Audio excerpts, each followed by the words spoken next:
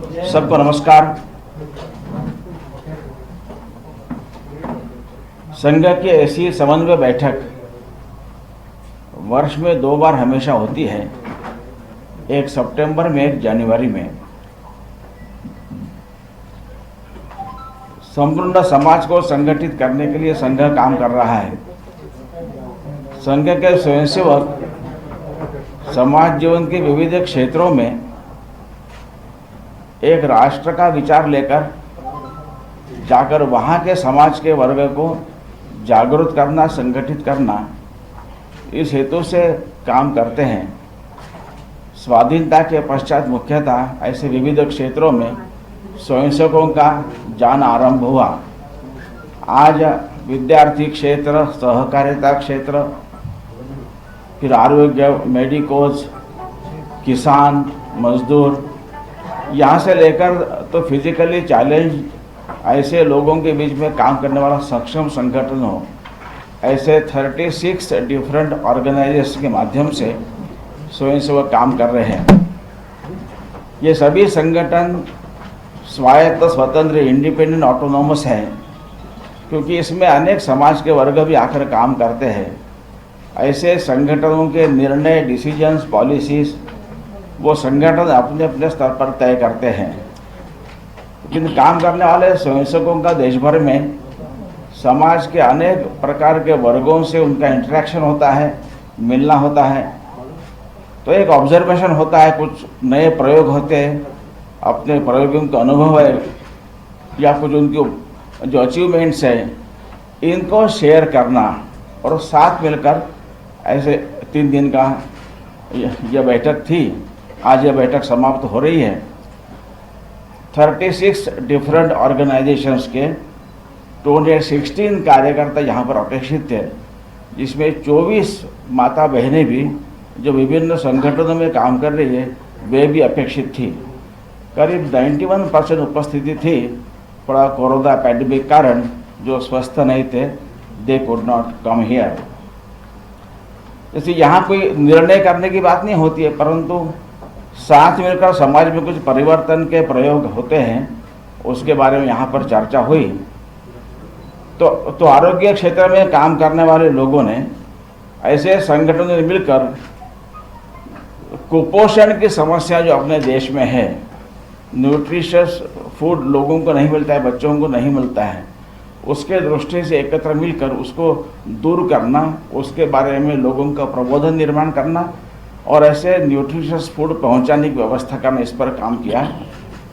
आर्थिक क्षेत्र में काम करने वाले संगठनों ने एम्प्लॉयमेंट जनरेशन के अनेक प्रयोग यहाँ पर किए हैं, उसके बारे में जानकारी दी।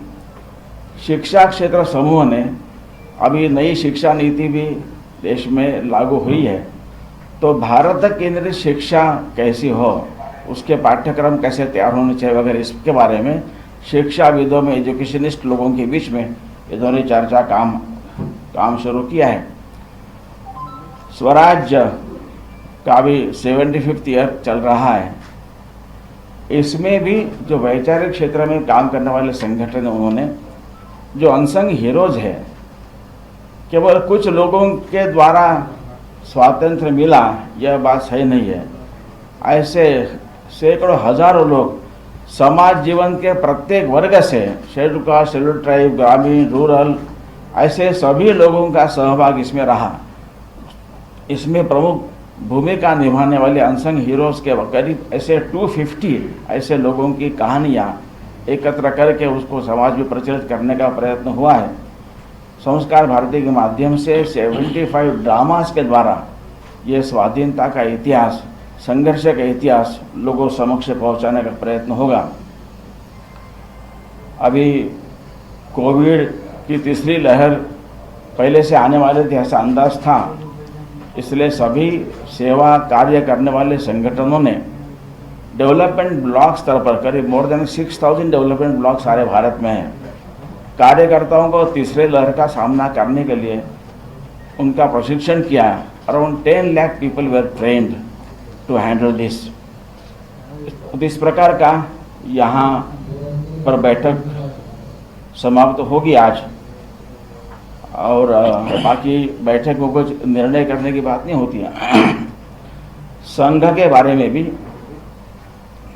पहले पैंडेमिक में के बाद संघ शाखाएं बंद हुई थी और फिर से शाखा जो आरंभ हुई है, तो 2019 अक्टूबर में जितने प्लेसेस में जितनी शाखाएं थी, तो अभी हमारा 2021 में अक्टूबर में जो बैठक हुई, उस बैठक में जो वृत्त आया है रिपोर्ट, तो करीब 19 के कंपैरिजन में देखा जाए तो 93% स्थानों में संघ कार्य फिर से आरंभ हुआ है।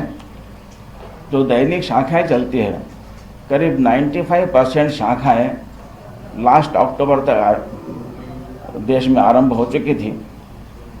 और साप्ताहिक मिलन जो है, वीकली शाखा चलती है और संघ मंडली होती है, तो करीब 2019 की तुलना में देखा जाए तो 98% साप्ताहिक मिलन और करीब 97% संघ मंडली भी आरंभ हुई है। यानी धीरे धीरे लोग अभी अपना कोविड के बारे में पर्याप्त सावधानी प्रिकॉशन लेकर, डर निकाल कर अपना एक रेगुलर रूटीन जो आरंभ हुआ है, संघ कार्य फिर से अपने गति से आरंभ हुआ है।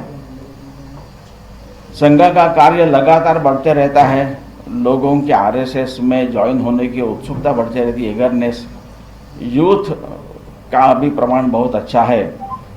तो 2017 से 2021 तक ये सभी वर्षों में अगर देखा जाए तो संघ की वेबसाइट पर जो ज्वाइन आरएसएस नाम का प्रावधान है, तो प्रति वर्ष 1 लाख से अधिक, 1 लाख से 1.25 लाख ऐसे यूथ संघ में ज्वाइन करने के लिए अपनी उत्सुकता दिखा रहे हैं। डायरेक्ट संघ शाखा में लोग तो जुड़ ही रहे, लेकिन जिन यूथ को, युवकों को संघ से जुड़ना, आरएसएस से, लेकिन कहाँ जुड़ना पता नहीं, ऐसे लोग संघ की वेबसाइट पर जाकर वहाँ उसके बारे में जानकारी प्राप्त करते हैं, ज्वाइन आरएसएस में अपनी जानकारी भेजते हैं।